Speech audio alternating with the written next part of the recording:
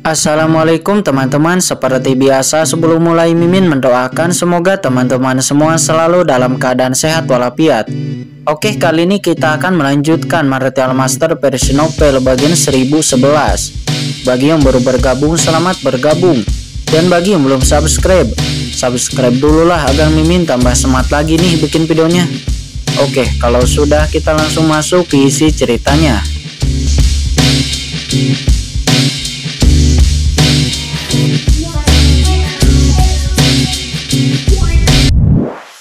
Setelah mutasi, dan itu tidak lagi bermusuhan dengan surga. Selanjutnya Qin Chen segera menyerap sisa 2 kristal ajaib kacau ke dalam tubuhnya. Dan benar saja, kekuatan kegelapan yang aneh menyebabkan kekuatan fisiknya sedikit meningkat lagi. Qin Chen kemudian menarik napas dalam-dalam. Qin Chen kemudian berdiri dengan senyuman di wajahnya.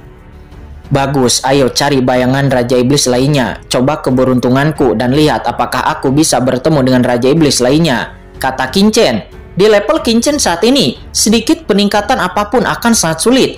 Namun sekarang dia akhirnya menemukan jalan untuk meningkatkan. Dan Qin Chen secara alami sangat gembira. Selanjutnya ketiga Qin Chen terus bergerak maju. Kemudian ketiga Qin Chen menemukan beberapa Raja Bayangan Iblis. Kemudian dipenggal oleh Qin Chen dan memperoleh beberapa kristal iblis kekacauan. Namun sangat disayangkan, hal-hal seperti Raja Bayangan Iblis terlalu langka, dan hanya beberapa Raja Bayangan Iblis teratas yang dapat memadatkannya. Sedangkan bayangan iblis biasa tidak ada sama sekali, dan sulit mendapatkannya dalam jumlah yang banyak. Akan tetapi selanjutnya yang mengejutkan Qin Chen adalah ada cukup banyak Raja Bayangan Iblis di pegunungan ini. Ngarai ini aneh, mengapa begitu banyak Raja Bayangan Iblis lahir di sini? Menyingkirkan kristal ajaib yang kacau dari mayat Raja Iblis Bayangan, Qin Chen mengerutkan kening. Kristal iblis yang kacau seringkali lahir dalam keadaan yang sangat khusus. Itu pasti setingkat Raja Iblis. Tetapi Raja Iblis Bayangan di Ngarai ini terlalu banyak, bukankah itu terlalu berlebihan? Ngarai ini aneh.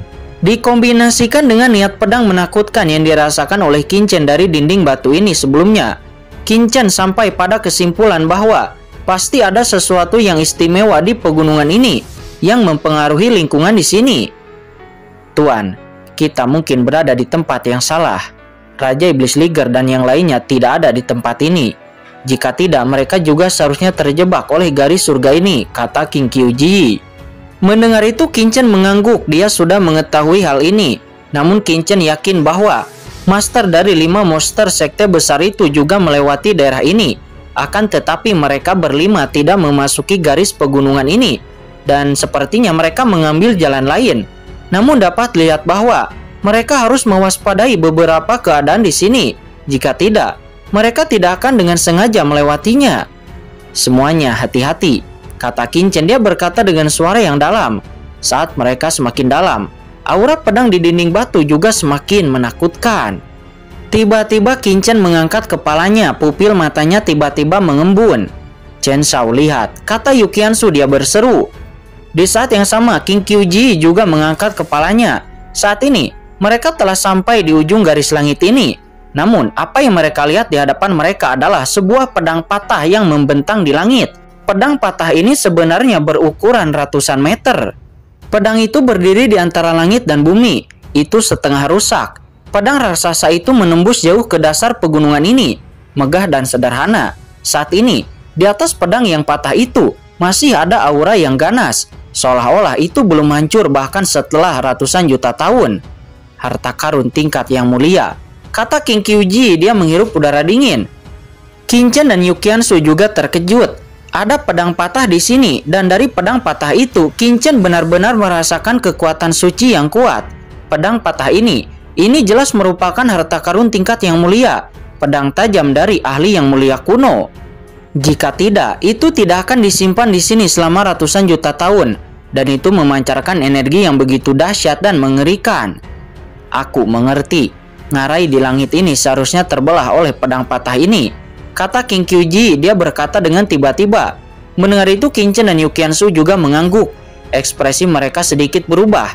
Mereka dapat melihat bahwa posisi pedang yang patah itu berada tepat di seberang garis langit ini.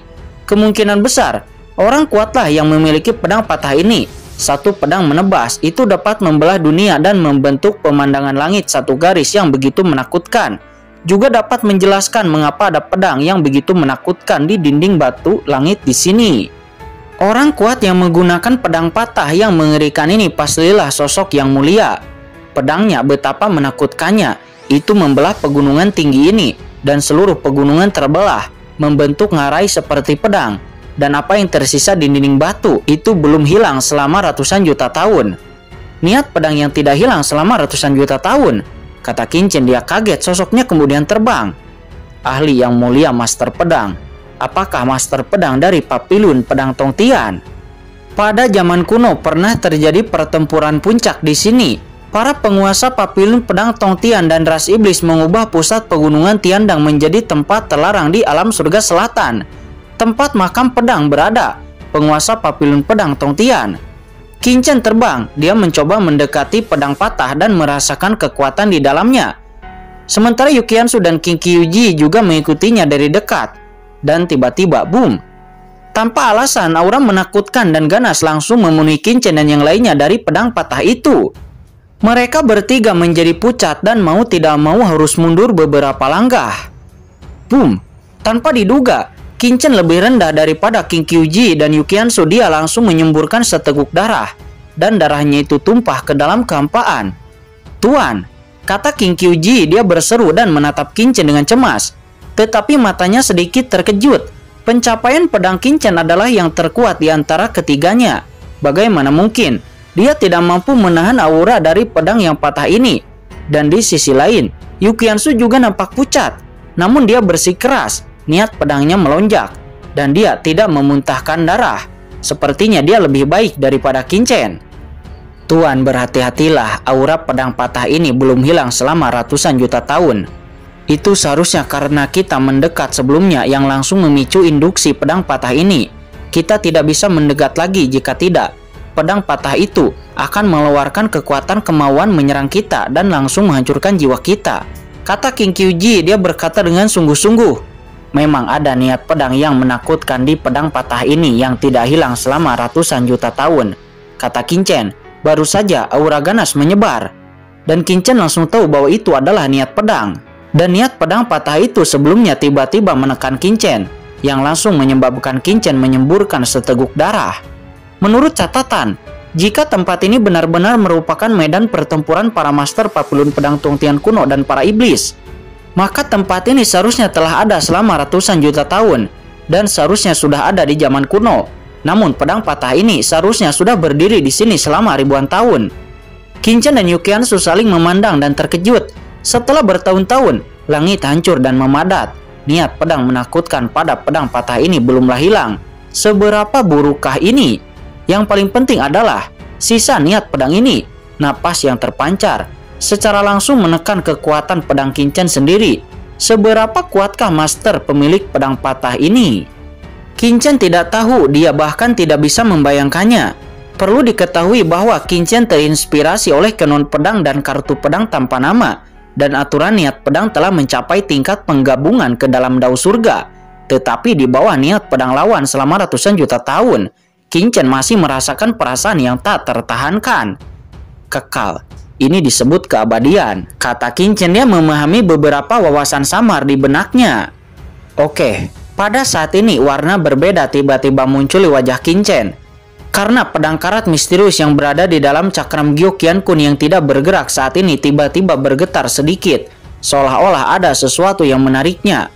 Pedang karat misterius itu bergetar ringan di dalam cakram Gyokian-kun, seolah-olah dia merasakan kekuatan pedang patah ini, dan ia memiliki resonansi tertentu.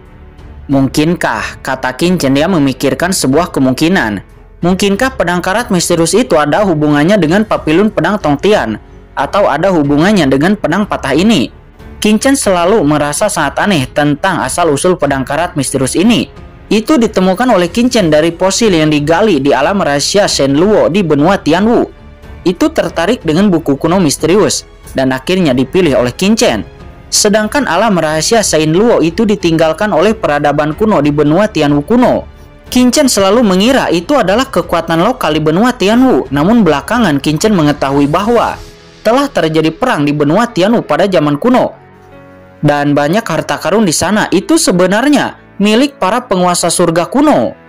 Apakah pedang karat misterius ini ada hubungannya dengan papilun pedang Tongtian? Atau hanya karena keduanya adalah pedang dan itu dirangsang oleh niat pedang satu sama lain? Kata Qinchen, dia bertanya-tanya dan menebak. Selanjutnya sosok Qinchen bergetar dan dia hendak mendekati pedang patah untuk memahaminya dengan cepat. Akan tetapi di saat itu tidak baik. Tepat ketika Qinchen baru saja pergi, dia waspada dan seluruh tubuhnya mundur dengan keras. Boom! Tanah di bawahnya nampak retak oleh selokan besar dan cahaya hitam menyala dengan nyala api. Itu membakar tanah pegunungan menjadi butiran kristal hitam. Dan dari kejauhan, cahaya hitam muncul dari tanah. Itu bukan Raja Bayangan Iblis murni, tetapi Raja Bayangan jenis lain. Dan boom! Jurang hitam pekat tertinggal di kehampaan dan kegelapan melonjak. Qinchen mundur dan terbang. Dia menyipitkan matanya lalu menatap alien Raja Bayangan Iblis yang menyergapnya. Raja Bayangan Iblis alien itu bukanlah manusia, melainkan Raja Iblis yang dibudidayakan oleh belalang sembah. Serangan barusan adalah serangan dari kaki depannya yang berbentuk sabit. Tuan Iblis Mantis ini memiliki sayap cahaya sirih hitam di belakangnya. Apakah itu klan Flying Mantis? Tuan, hati-hati. Klan Flying Mantis atau klan belalang terbang itu sangat cepat dan merupakan salah satu ras tercepat dengan level yang sama di klan monster. Kata King Kyuji, dia dan Yukiansu semuanya segera terbang. Selanjutnya perhatian Qinchen tidak tertuju kepada belalang terbang, melainkan dia melihat ke tanah tempat pihak lain bergegas keluar. Di tanah itu, Anda bisa melihatnya seolah-olah ada mayat besar tergeletak di sana. Itu dikelilingi oleh kekuatan kegelapan. Hanya dengan menyaksikan sebagian tubuhnya ditarik, matanya melebar dan menakutkan. Itu ternyata adalah mayat klan kegelapan kuno. Pada saat ini, mayat itu sebenarnya dipaku ke tanah oleh pedang yang patah ini. Dan itu belum membusuk selama jangka waktu jutaan tahun. Qinchen tiba-tiba mengerti saat ini. Tidak heran akan ada lebih banyak Raja Iblis yang lahir di pegunungan ini. Ternyata ini adalah master dari klan kegelapan yang pernah dipenggal di sini. Tubuhnya nampak dipaku sampai mati di sini. Tetapi itu terus memancar dengan kekuatan kegelapan yang bermutasi. Sehingga dia dapat membentuk begitu banyak Raja Bayangan Iblis. Tidak mengherankan jika beberapa master alam surga selatan tidak mencabut pedang patah ini. Pertama-tama karena pedang patah ini memang telah patah. Dan juga pedang patah ini memiliki niat pedang yang begitu mengerikan. Dan yang terpenting, di bawah pegunungan ini ada mayat klan kegelapan yang terkubur. Dan setelah pedang patah itu diambil, maka napas yang telah tertahan selama ratusan juta tahun itu akan meledak. Dan setelah diserang oleh kekuatan kegelapan yang bermutasi itu, bahkan master di ranah yang mulia pun harus berhati-hati. Kecerobohan dapat diserang oleh kekuatan kegelapan dan kemudian diubah menjadi bayangan iblis. Dan ketika Qinchen mengerti semua ini, nampak Raja Iblis alien yang diubah oleh belalang terbang langsung mengguncang sosoknya. Dan kecepatannya tiba-tiba meningkat. Dia telah bertahan lama di bawah tanah dan telah terkikis oleh kekuatan klan kegelapan. Namun dia nampak telah dirasuki oleh iblis dan kemudian membunuh dengan kejam. Chen Shao, hati-hati, Tuan Muda. Yukiansu dan King Kyuji berseru pada saat yang sama dan bergegas.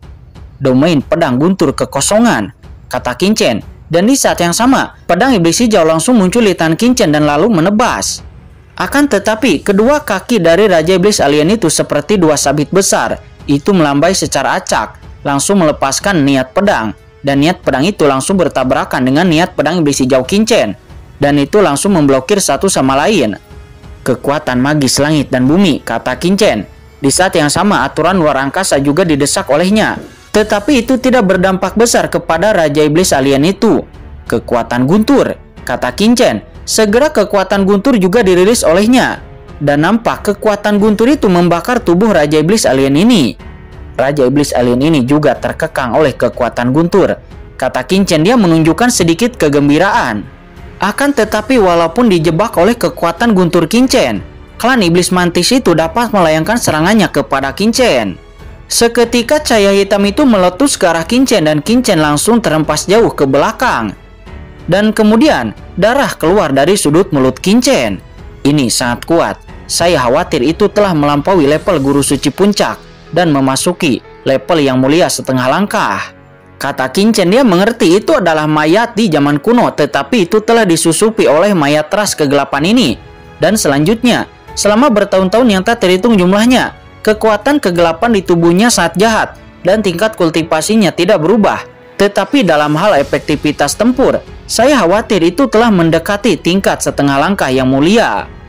Pada saat ini, King Kyuji dan Yukian Suzuka menembak dan serangan mereka berdua jatuh kepada Raja Iblis Alien itu. Dan kecepatan pengebomannya nampak tiba-tiba melambat.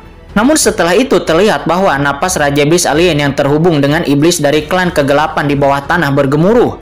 Dan seluruh pegunungan tampak bergetar, meletus dengan raungan yang menakutkan. Hancurkan untukku, kata Qin Chen. Segera pedang karat misterius muncul di tangan Qin Chen. Pedang karat misterius itu adalah pedang karat misterius. Setelah muncul di tangan Qin Chen, aura pedangnya meledak ke langit bergemuruh dengan kekuatan dingin melonjak. Segera kekuatan tebasan yang dilepaskan oleh pedang karat misterius itu langsung menghantam kaki dari Flying Mantis itu. Dan seketika salah satu dari kaki Flying Mantis itu langsung hancur. Akan tetapi pada saat ini Master Iblis Klan Mantis itu juga menjadi gila dan beberapa sayap tipis di belakang punggungnya tiba-tiba bergetar keras. Lalu kemudian seutas benang hitam melayang menuju ke arah Qin Chen. Seketika itu menghantam lengan kiri Qin Chen dan nampak darah mengalir dari lengan kiri Qin Chen. Lalu kemudian tubuh kuno Qin Chen melonjak dan seketika lengan kirinya nampak cepat pulih. Chen Shao, kata Yukian Su, dia bergegas maju dan berteriak dengan marah. Segera 9 air ekstrim kutub mengelilinginya, melilit Raja Bayangan Iblis Mantis itu sekaligus. Aku datang. Di saat yang sama King Kyuji juga menus dingin, dan di matanya ada teknik pesona yang tak berujung dan itu melonjak. Kemudian Qin Chen juga langsung merilis kekuatan gunturnya, langsung dikombinasikan dengan istana Ji Xiaodao dan juga dikombinasikan dengan tebasan pedang karat misterius.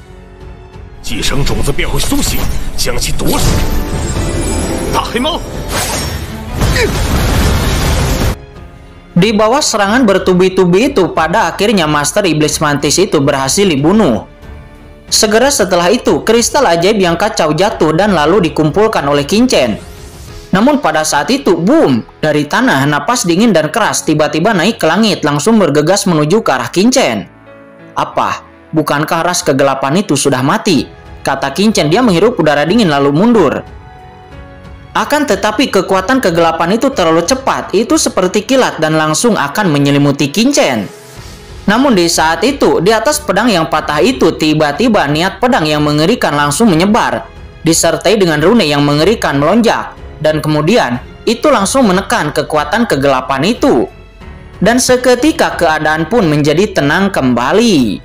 Namun pada saat pedang yang patah itu meledak dengan aura niat pedang sebelumnya, nampak di bagian terdalam dari makam pedang terlihat bahwa ada cahaya keemasan yang membumbung dari sana.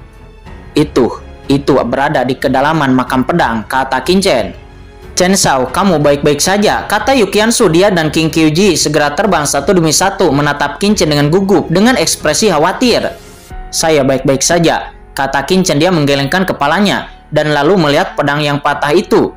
Pedang patah itu sederhana, akan tetapi di mata Qin Chen ada aura menakutkan dari pedang yang patah itu. Dan jika bukan karena kekuatan mengerikan yang dikeluarkan oleh pedang patah sebelumnya, maka mungkin Qin Chen sekarang akan berada dalam bahaya. Karena kekuatan kegelapan sebelumnya itu terlalu menakutkan, bahkan menyebabkan jantung Qin Chen berdebar-debar. Dan nampak saat ini pedang karat misterius di tangan Qin Chen sedikit bergetar, itu sepertinya beresonansi, membuat suara pedang, dan sepertinya itu berbicara dengan pedang yang patah. Dan di atas pedang yang patah, niat pedang melonjak dan merespon satu sama lain. Kali ini, pedang karat misterius itu, kekuatan dingin tidak mengikis Qin Chen. Akan tetapi itu menatap pedang yang patah, seolah-olah dia sedang melihat seorang teman lama.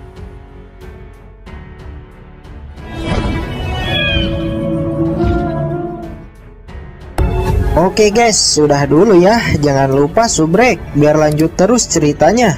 Bagi yang sudah subrek, mudah-mudahan dimudahkan rezekinya. Mimin undur diri. See you next and goodbye.